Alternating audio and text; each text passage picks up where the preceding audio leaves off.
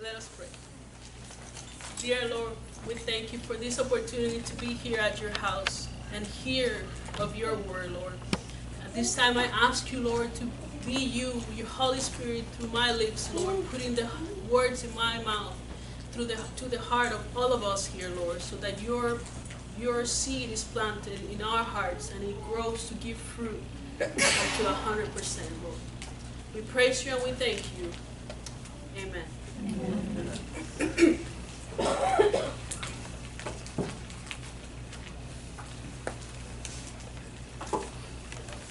So today's story comes from the second book of Kings.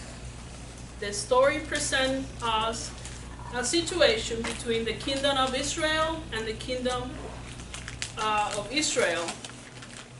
The kingdom of Israel and their neighbor, enemy, on and off enemy, the kingdom of Aram.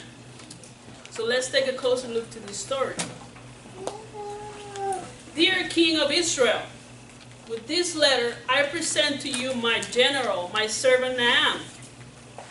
He is one of my most beloved generals. I have sent him to you with silver, gold, and royal clothing, and I want you to heal his leprosy. Wrote the king of Aram to the king of Israel, with whom Israel had been at war not too long ago. So now, this man sends me a leper to heal? Am I God that I can give life and take it away? Replied the king of Israel while reading the letter. I can see what he's doing. He's trying to pick a fight with me, said the king of Israel. And at the same time, he just tear out his clothing, being all dramatic and stuff, you know. You know people like that, right? This must be a setup from the king of Aram. He knows I can't heal this guy. He must want war, concluded the king after reading the letter. The king of Israel just missed out, with all his dramatic reaction, the opportunity that God had put in front of him to be a blessing to his enemy. You see, this whole thing is a big misunderstanding. And oh, do I know about misunderstandings? I often find myself in situations just like this. Most of you know, and if you don't know, now you know that I have an accent. And sometimes... That's not a joke. So, as you all know, now, I have an accent and it sometimes gets me into trouble. Just the other day, Chris and I were putting a table together at our new house, and I told Chris, that one is for the bench. She looked at me all offended. Why are you calling me names? I was like, what? What do you mean? Like, I just said that's for the bench.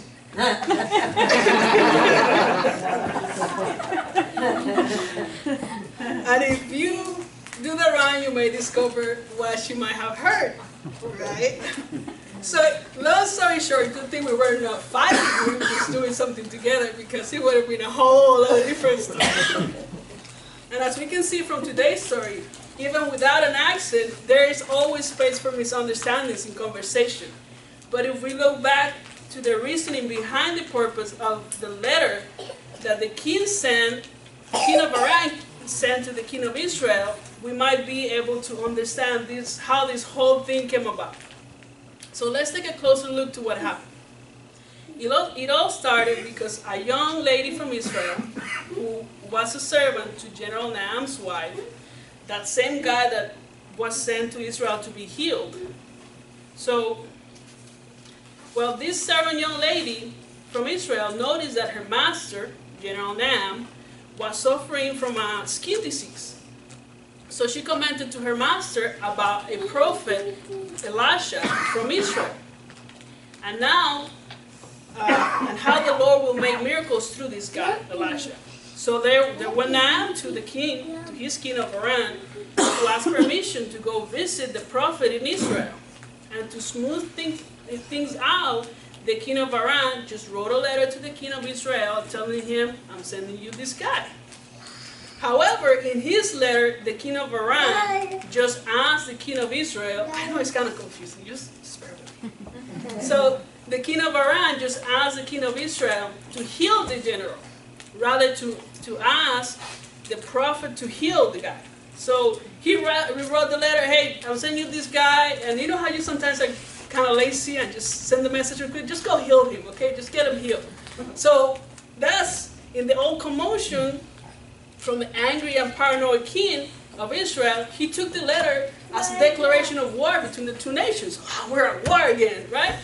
So somehow, in all this commotion, word got to the prophet Elisha about the visitors to the king. And Elijah confronts the king, or I guess he gives him kind of like a reality check. He's like, why are you being so dramatic? Calm down. You could just have sent it to him. You know that's probably all they wanted in the first place. You know, you're not the one that makes miracles around here. God works through me, not through you, king. Calm down. So here is poor Nahum, all disappointed already in front of the king, feeling rejected, humiliated by the king of Israel. And now he received news that the prophet will see him. So now with new hope and anticipation that the prophet will receive him and heal him, he goes on his way to the prophet's home. Now I can imagine this guy Nahum, all excited. Great, now I'm going to get to the real prophet. And he will call on the Lord, and a big cloud and thunder will descend over me, and I will be healed from this leprosy. Nahum finally arrives to the prophet's driveway with his horses and the chariots and the servants and the guards, and he is met at the driveway by the helper of the prophet. And this guy had instructions of how to be healed. And the guy tells Nahum, the prophet sent me to tell you, go and wash yourself 7 times in the Jordan River. Then your skill will be restored and you will be healed of your leprosy. What? Does this man know who he's talking to? I thought he will at least come out and meet me outside.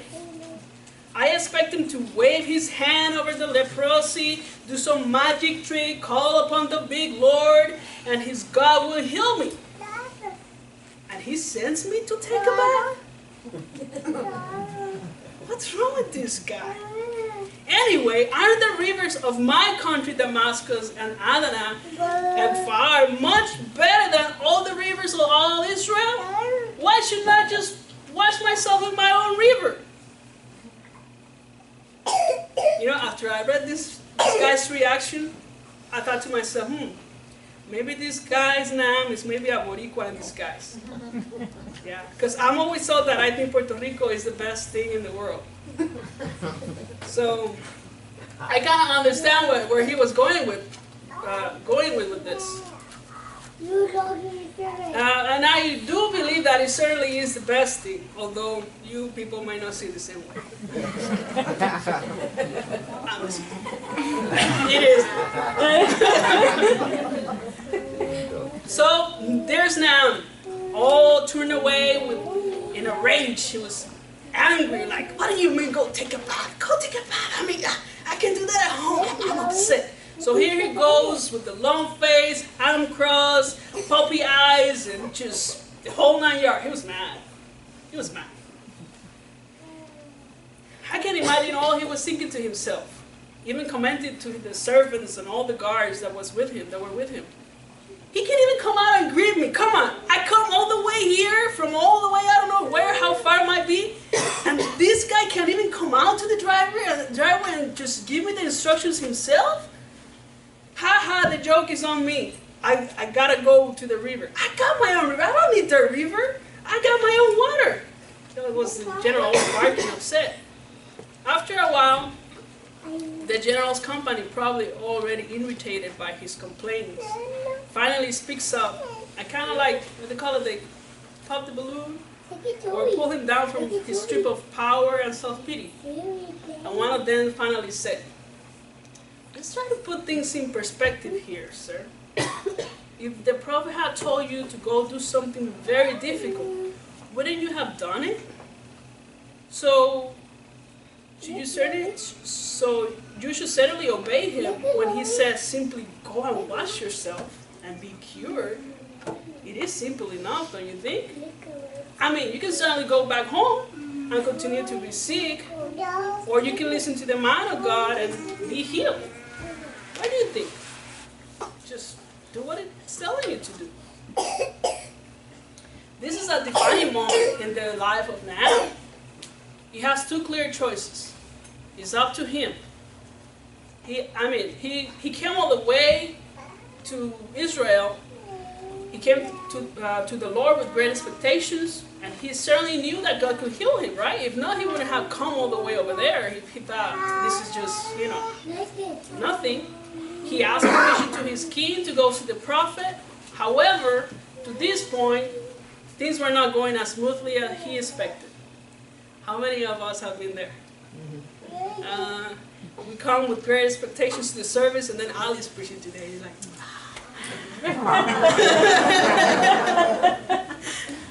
but then things just don't happen as quickly as we want, and the answer may not be given as what we expected it to be. And we get all angry like the general. What you mean go wash myself? What do you mean I have to do that? No, I'm not going to do that.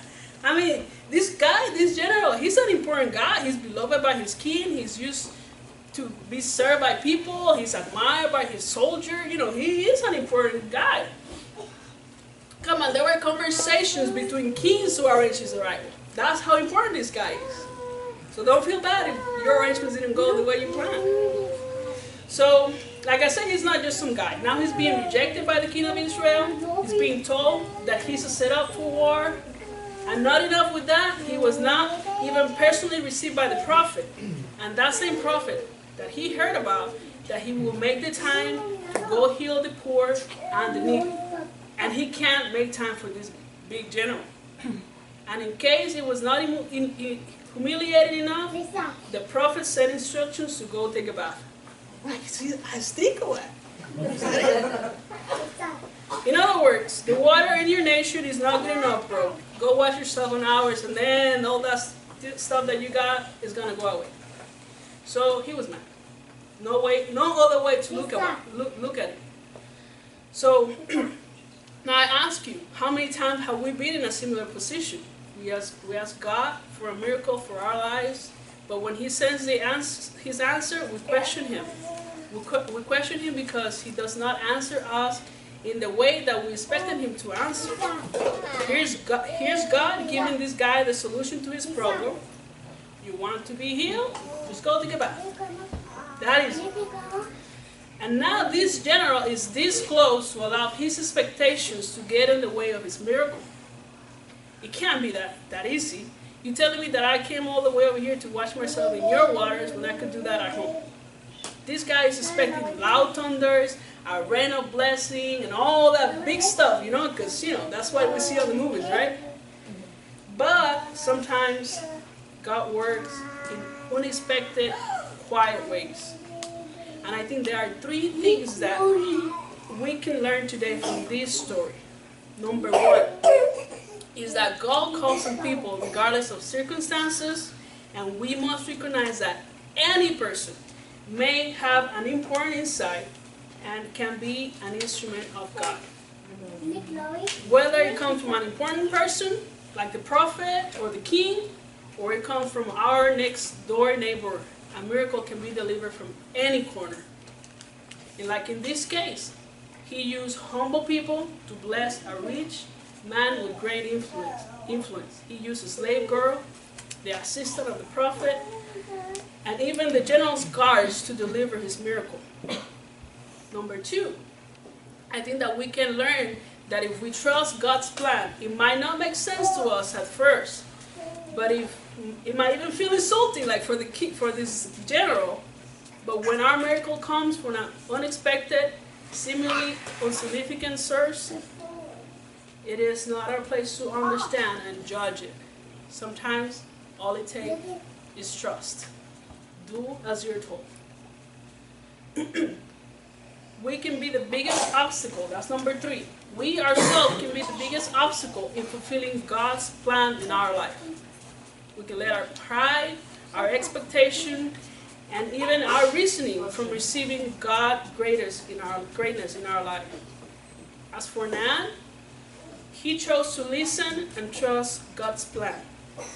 After much barking, and I'm not going to do it, he took the plunge as he was told. And his reward was that he was healed. And furthermore, he gained insight of the power of God. And shortly after his healing, Naaman stated, "Now I know that there is no God in all the world except in Israel."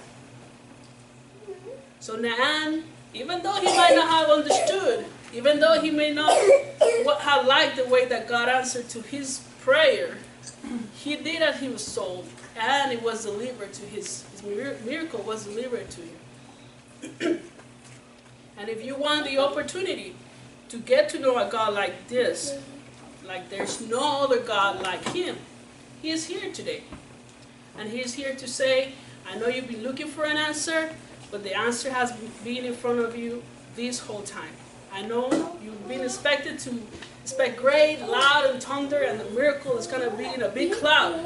But sometimes miracles come in a whisper, and it shows up in little packages. We just need to do as we're told. Even if we can't understand, we have to trust and take the plunge.